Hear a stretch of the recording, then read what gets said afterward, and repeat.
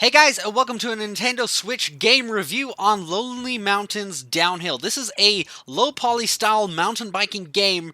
It was also released on PC, Xbox, and PlayStation 4, and it is recently on the Switch as of the 7th of May for about $20, I believe. So, Lonely Mountains is a game where you literally race a mountain bike down, well, mountains. You get like 4 different mountains, each with, I believe, 4 different trails, and you even have a nighttime mode where there's like a little light in front of your bike, and you have to cycle down these mountains doing various challenges like, don't crash or reach checkpoints before time, before you run out of time, or even get a free ride mode where you can literally start at the top of the mountain, take any route you want down the mountain.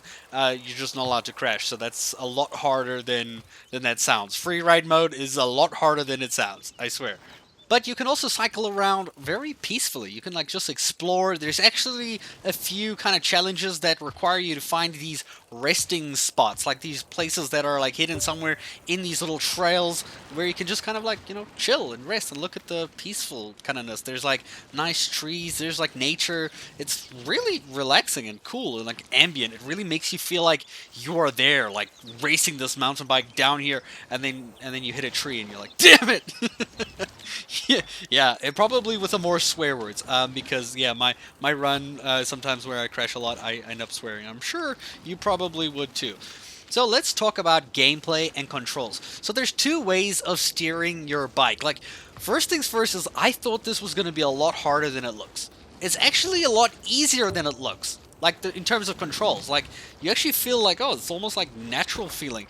Now the first control is the one where you kind of use your left analog stick and you point it in any direction, and that is the direction your bike will go, which actually is the easiest for me using it on screen. You also get one where if you move it left, your bike turns left. If you move it right, your bike turns right. But it's a bit hard because your camera's not behind your character. You kind of like, in a orbital, it's almost like a drone is following you in the sky as the camera, which is actually pretty cool. It's like very scenic and fun. You get to see a bit of the like, the nature around you while trying to cycle past all of these trees and everything. It's pretty fun.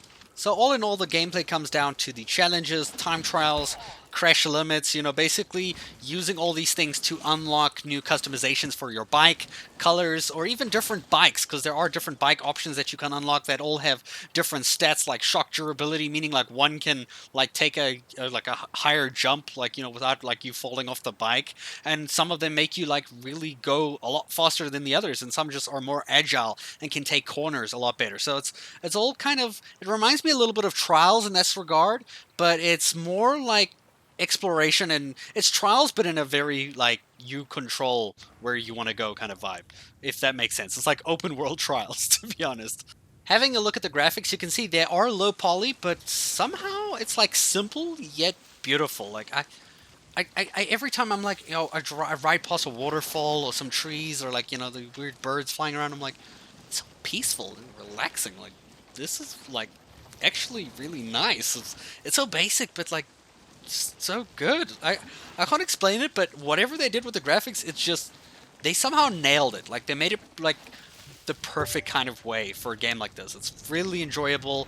It doesn't have to be high graphics for you to actually really get into it and appreciate like what you're seeing. They really went all out with like sound effects and like especially the waterfalls and the trees and the kind of little animations and the shadows that they have. It's actually really nice. There's even this like extra blur effect that the camera has, like as it's like following you, so everything like in the center is like, in focus, but everything that's out of distance is kind of like blurred out slowly. So it's kind of got this like nice cinematic feel to you, like when you're racing down, the focus is on you racing down this mountain, and like it's literally just you in this entire nature-filled world, and it really does a really good job of immersing you in there. Like they did a fantastic job of immersing me in this game. Like I was like hooked immediately as soon as I started playing him. It's lovely, dude. I really love the graphics. It's fantastic. Talking about the sound, well, this is the first game I've probably ever seen that I can recall that has no music. And I'm actually really thankful for that. I mean, apart from I always turn music off because I don't want to listen to the music, and most of the time it's copyright. But this whole game is all about the ambience of where you are.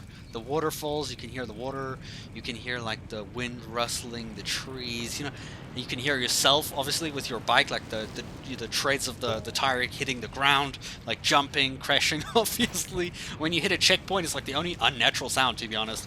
And then there's also the sound from, you're just braking, and just generic sounds from like you being in this world, which further puts you in this world. Like you are really just like thrown in there. It's damn immersive, actually. In terms of fun, the game is actually really relaxing, yet challenging. The big kicker here is that you actually get to choose the pace that you want to play this game. Now, there's a way where you can go and you can literally just, like race your heart out, which is like the main kind of like end game scheme to this game, is to kind of like be as fast as you can, be as precise as you can, don't crash, go fast, gotta go fast, don't crash, just those two things. Or you can actually just explore, look at the beauty, find these like resting spots in exploration mode, and just ride around, go take your time. You can even use the hard ass free ride mode to just chill, just do your own thing, look around at different things and have fun. Most of the time you're gonna have these really funny moments pop up where you're gonna be like, yeah, this is gonna be sick, and then like, oh wait, oh yeah, he's dead for sure. Like right in the beginning level, they put like a cliff. It looks like you're supposed to ramp it. You're not supposed to ramp it. Like they trick you like that. You just like fly off into like these rocky waters. It's pretty insane. Actually, maybe you can land it somehow. Just I don't know how. Like it just seems too high. And you're also gonna have these like epic moments when you pull something off and it works, and you're like, whoa, how did I do that? I really wish there was like a replay feature for this, like to like watch my run like without the mistakes, like from all the checkpoints, and just like see what I did and how I did it, and like just like see my epic moments in like while I did them. Like that'll be pretty cool. I suppose the Nintendo Switch does have like a hold down the home button, and it does, or the screenshot button actually, to save a 30-second video. So I suppose you can always do that. Giving you some tips to play this game, like, well, the first things first is kind of just get used to the controls, get used to controlling your character. There's actually not too many controls. You have A for like sprinting, which is kind of like just cycling like quicker, and it has a stamina kind of limit to how long you can do that for. I don't recommend holding down that button because you're gonna go really fast and then you're probably gonna lose control. I recommend like whenever you're slowing down, hit that like for a split second, like just tap A, and you'll actually like pick up speed in that direction. And like every so often, just like tap A, you'll actually pick up your pace quite reasonably, and it's something that actually helped me reach some of the time limits in the game as I was playing it.